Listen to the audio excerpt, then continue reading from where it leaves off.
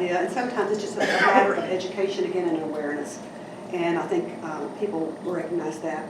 Something that I failed to do for you all as the council and the mayor as well. Well, every month I would give her a copy of a narrative of what I did each month, but I failed to give it to the council, and I apologize for that, but we're going to get caught up here. On May the 31st, my start date was May the 21st, I had 31 hours, and in June I had 71, in July I had 81.5, and all those records are in the mayor's office, and a narrative each day that I worked of where I was and the streets I patrolled and people who I talked to, just a summary of what I did, because I was always taught about accountability. And as we talk about the hours, it brings me to this next letter that you all are unaware of. But as of tonight, I'm resigning. I'm going to read this. The mayor is the only one, and I've talked to her about this. And you know, when I take on a job, I take on the responsibility that I was going to be here another 3.5 years with all of you all. But things happen in your life. And I just don't have that time and the hours to put in the time for you guys. And it's not fair to you, and it's not fair to me. But I'll read my letter of resignation. Please accept this letter as formal notification that I'm resigning from the part-time position of City of Crittenden Citation Code Officer, Enforcement Officer, effective June the 6th, 2019. I greatly enjoy and appreciate the opportunity to work with the local government, the city staff, and the wonderful citizens of Crittenden. Please let me know if I can be of any assistance during the transition. I wish the city of Crittenden continued success, and I look forward to keeping in touch. When I took this position, you know, for those of you that know me, you know I love public service. I've been in it all my life, and that's what my dad did too. But I'm also I'm committed too. But the 98 hours that are required, you know, that's a lot of hours, especially when I'll do a 24-hour shift 2 days a week, which is 48 hours. It was leaving me very little time to take care of my mom, that's totally changed in my life. And that's a responsibility that I told my dad that I would definitely take care of. And by far my family's going to come first. I just hate it because I took 3 months of your time trying to learn the job when somebody else could have done it. But I would be glad to help with the transition. I feel like we did move forward. You all are on the right track. You should be very proud of your city. I'm out there talking to your neighbors, and not only did I stop and talk to them about sidewalks and grass, I talked to those people that were out there pulling the weeds and how thankful the city, and I spoke for you as a city council and the mayor of the city, how much that does not go unnoticed. You have a wonderful city, every one of you all, and I took pride in that job and working and learning. It's so much to learn, and you are moving in the right direction. So I just want you to know too that the decision is strictly about the hours. And I want to thank the city council and the mayor and the attorneys. Every one of y'all have been so professional and kind to me and so supportive, and I've asked a million questions, and I thank you. And I feel like the next person, you know, I've left my files with everyone and know what the job's going to be. So with that, thank you. And if you have any questions, I'll be glad to answer you. Thank you, Wanda. We appreciate what you've done for the city so far. Thank you.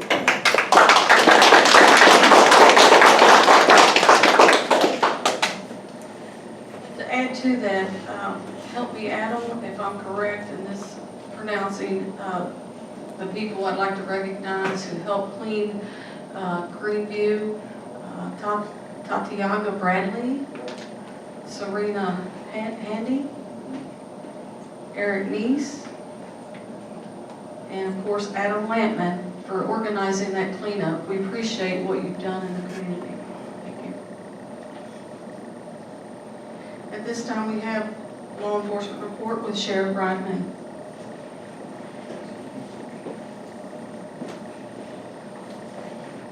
While it's fresh on the grass clipping law, there is a charge that it could fit, but it's not really clear. So Senator Danny Carroll has pre-filed a bill for the next session to clear that law up for the state. However, there are cities, and you being with Covington, they may have had one in the past. A lot of larger cities have ordinances against it, but as far as state law, criminal littering is about the closest thing that I think either one of them could tell you. They could argue that all day long. So, just to sum that up. I would say they're being green. There you go. Yeah, it's biodegradable. Law enforcement matters. There was 482 total law enforcement responses for a total of 440 incidents. Nothing major stands out other than we had some they call them car break-ins. I call it stealing from a car. None of them were actually damaged or broken into. It was all from unlocked cars. Was yours damaged?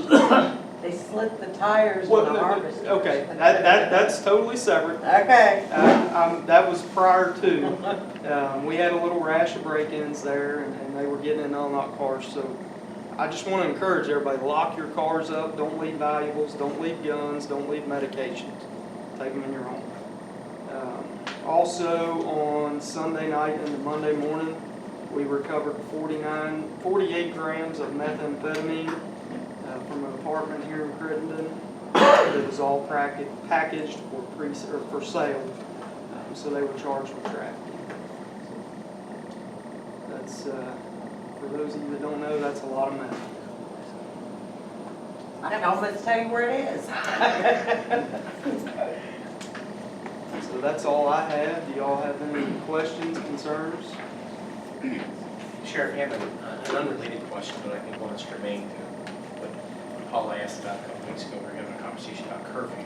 The mayor reminded me tonight that we put together an ordinance, which I'm fastidiously getting working on. But I looked at the penalty phase for a curfew violation, and it doesn't appear that there is one. So your experience with, I guess, under law enforcement functions is, do we arrest for curfews, or how do you actually enforce So curfew? I'm going to tell you, the court designated worker and the judge is probably not going to arrest or detain a juvenile for that charge. I mean, it pretty much takes a major assault, burglary first. I've had to turn juveniles over on a regular burglary before. Now, I did get some lodged on a burglary first, which involved a firearm. But for a curfew violation, I'm going to say it's just release them to their parents. Generally, that's what we do anyway if we catch kids out late at night. You know, throughout the county, you might find them walking at midnight, 1 a.m. We're going to take the kid home, ordinance or no ordinance. Now, one thing I've stressed to a few of the council members that I've talked with about this, it's not the kid walking down the sidewalk I'm worried about. It's the kid that's ducked behind the bushes, behind the car. So generally, the kid that's violating a curfew, walking down the sidewalk, is just coming home from little Johnny's house from playing video games, or coming home from work, which would be an exclusion. But that's generally what we see. So Sheriff, if that's the case with the CW's taking a more active approach because of obvious reasons, a lot of juvenile crime, I guess the council would need to make a determination if they want to penalize the parent from a fine standpoint. Otherwise, that's the point. Yeah, that's one recommend. When you start affecting the parents, that's when they usually take notice and discipline and make sure the kids are And the staying. reason I asked is Pete and I are both county attorneys, and unfortunately, I don't think it's going to rise a level of dependency or neglect case. So really, we've got an ordinance that's, I'm looking at it now, it's about 4 pages with 0 teeth to it. So if you're going to take the juvenile home, would you have any problem, your officers have any problem actually citing the parent? We drop them off, say, here's your ticket? Not at all. Okay, that's all I need. Yeah. Thank you. No problem. Thank you, Sheriff. Thank you. Appreciate all you do. You have something? No, Oh. I'm making a copy for it. Oh, okay, that'll work. Yeah, I didn't get it done, but I will. This time we have Chief Lee Burton with the Fire Department report. As you see, you've got your monthly report of dispatches for fire and EMS in the district. Beyond that, we've had a couple of fires And I know a few of you have heard me before talk about sooner or later, we're gonna have to address the number of the apartment buildings, second, third stories that have barbecues and grills out on wood decks. We've had 2 fires this past month because of those grills. We had one over on Crittenden Court. We had another over on Markham Drive. They're buying cheap barbecues, the ones that you can get locally for about $10 to $15. One gentleman actually placed it on the wooden deck without the legs that come with it, and then was surprised that there was a fire. Now, so far, we've not had substantial damage that have occurred from either one of these. But prior administration, when it was brought to their attention, did not feel that the city was in a position to enforce these laws. And again, it's a life safety violation which the state fire marshal would have to become involved. But they are only interested in becoming involved when there is an injury or, hopefully not, a fatality. So it's kind of a catch-22. I've even had one property management company flat out tell me that they know that Crittenden does not allow me any type of enforcement capabilities, and go pound salt. So again, folks, I'm going to keep you up to date on this stuff, but sooner or later we're going to have to do something. Are you looking for an ordinance, chief? I don't know what the city would like to do. I don't know how far you would like to take it. There is discussion to be had on it. My suggestion is we contact Boone County because they have a substantial ordinance for apartment buildings, safety, life safety regulations, etc.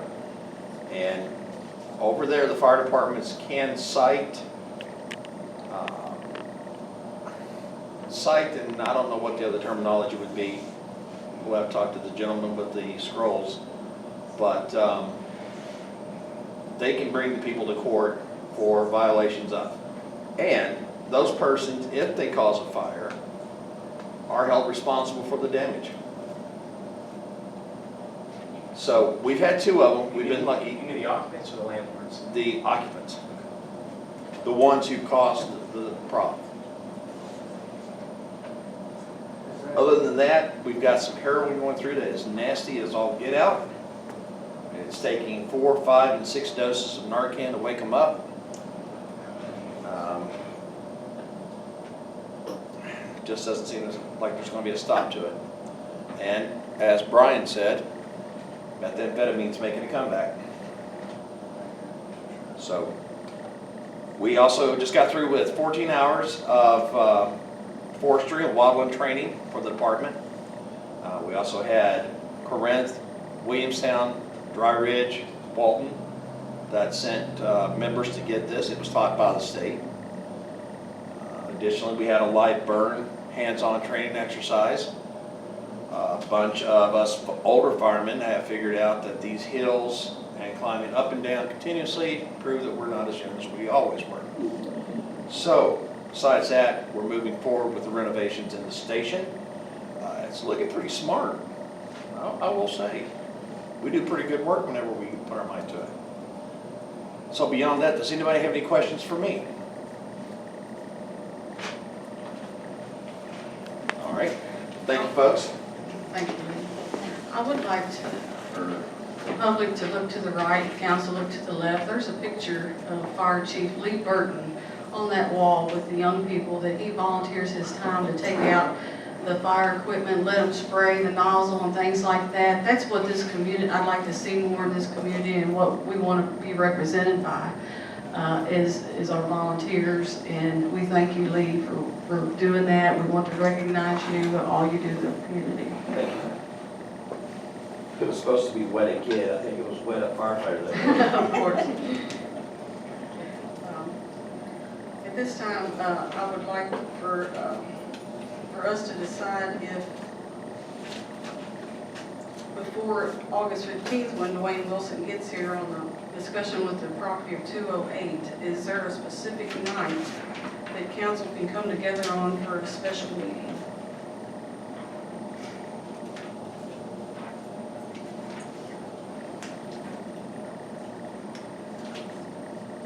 Calendar in front, we have Monday the 12th, the 13th, the 14th of next week. Is there any night, Todd, or Monday, you work on Mondays, Marlene? Monday's no Monday, good. Tuesday shop that week, but the 14th would be good. Wednesday the 14th. What would be the purpose of the meeting?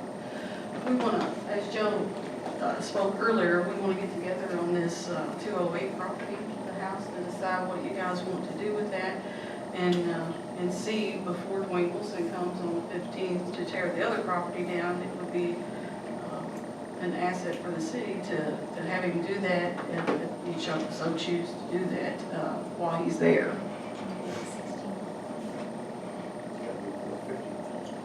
How about the 9th? This shouldn't be a very long meeting, would Uh, it?